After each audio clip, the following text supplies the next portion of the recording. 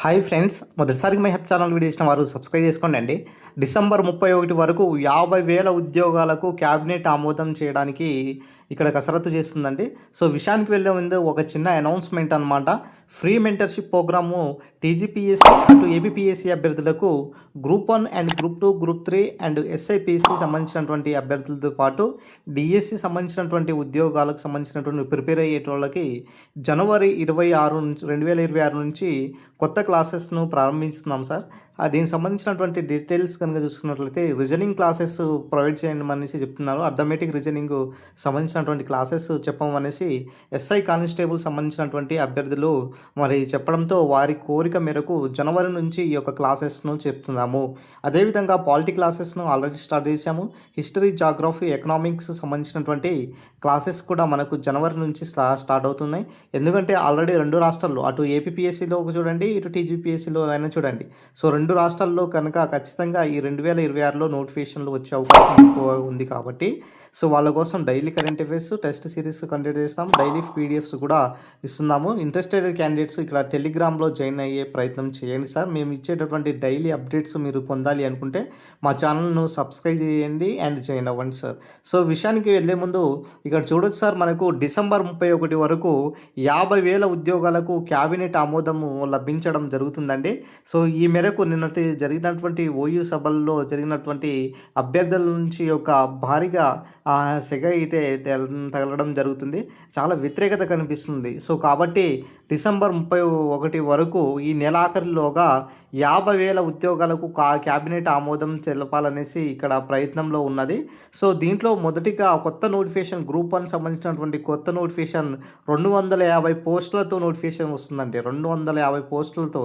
గతంలో చూసాము 563 పోస్టులతో ఈ యొక్క గ్రూప్ 1 నోటిఫికేషన్ ఇచ్చారు కదా. సో ఇప్పుడు 250 పోస్టులతో ఈ యొక్క గ్రూప్ 1 నోటిఫికేషన్ ఇచ్చే ప్రయత్నంలో ఉన్నారు. ఇక నెక్స్ట్ కనుక చూసుకున్నట్లయితే గ్రూప్ 2, గ్రూప్ 3, గ్రూప్ 4లో కనుక చూసుకున్నట్లయితే ఖాళీల వివరాలు కనుక చూసుకున్నట్లయితే దాదాపుగా గ్రూప్ 2లో సో 1,200 వరకు ఖాళీలు ఉన్నాయి. గ్రూప్ 3, గ్రూప్ 4 కలిపి దాదాపుగా 10,000 వరకు ఖాళీలుగా ఉన్నాయి. అటు ఎస్ఐ కానిస్టేబుల్ సంబంధించినటువంటి విద్యార్థులకు కనుక చూసుకున్నట్లయితే 17,000 వరకు ఖాళీలు ఉన్నాయి. కాబట్టి సో అభ్యర్థులకు మరి ఎస్ఐ కానిస్టేబుల్ ప్రిపేర్ అయ్యే అభ్యర్థులకు రీజనింగ్ మరియు అర్థమెటిక్ చాలా కీలక రోల్ ప్లే చేస్తుంది. కాబట్టి ఈ యొక్క క్లాసెస్ను ప్రొవైడ్ చేయడం జరుగుతుందండి. అదేవిధంగా విద్యుత్ శాఖ కనుక చూసుకున్నట్లయితే మేజర్గా 5,400 పోస్టులతో విద్యుత్ సంబంధించినటువంటి ఖాళీలు ఉన్నాయి. దీంట్లోనే జూనియర్ లైన్మెన్ సంబంధించినటువంటి ఉద్యోగాలతో పాటు అటు ట్రాన్స్కో, జెన్కో, తర్వాత ఎన్పిడిసిఎల్, ఎస్పిడిసిఎల్ కలిపి కామన్ ఎగ్జామ్ రిక్రూట్మెంట్ నిర్వహించాలనేసి ఇక్కడ విద్యుత్ శాఖల్లో భర్తీ చేయాలనేసి ప్రయత్నం చేస్తున్నారు సార్. సో ఖచ్చితంగా నోటిఫికేషన్ సమస్యగా ప్రభుత్వం అయితే ముందుకు వెళ్తున్నది. కాబట్టి మీరు కనుక ఖచ్చితంగా ఈ వేలో ఏదైతే ప్రిపరేషన్లో ఉన్నటువంటి వేలో కంటిన్యూ చేసుకున్నట్లయితే భవిష్యత్తులో వచ్చేటటువంటి ఈ యొక్క నోటిఫికేషన్స్లో మీరు విజేతలు అవుతారు సార్. సో దాదాపుగా 4,000 నుంచి 5,000 వరకు అధ్యాపక సంబంధించినటువంటి టీచర్ పోస్ట్ డిఎస్సి ద్వారా భర్తీ చేసే అవకాశాలు ఎక్కువ కనబడుతున్నాయి సార్.